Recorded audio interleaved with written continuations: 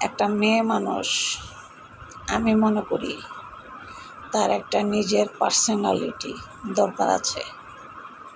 নিজের পার্সোনালিটি কি?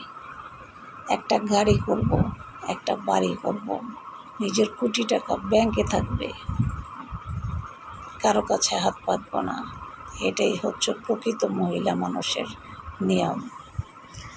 যারা আসলে পরের উপর নির্ভরশীল, তাদের মতো বোকা মানুষ এই পৃথিবীতে আর কিছুই নেই।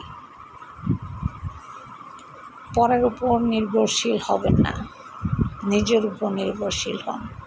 নিজে টাকা কামাই করুন, নিজে অর্থ সম্পত্তির মালিক হন। স্বামীর আছে, আপনার কি আছে? আপনার নিজেরটা নিজে তৈরি করুন, দেখবেন আপনি জীবনে অনেক সুখী হতে পারবেন। আপনার চেয়ে ভাগ্যবতী আর কেউ হবে না। তাই নিজে নিজের যোগ্যতায় দাঁড়ান।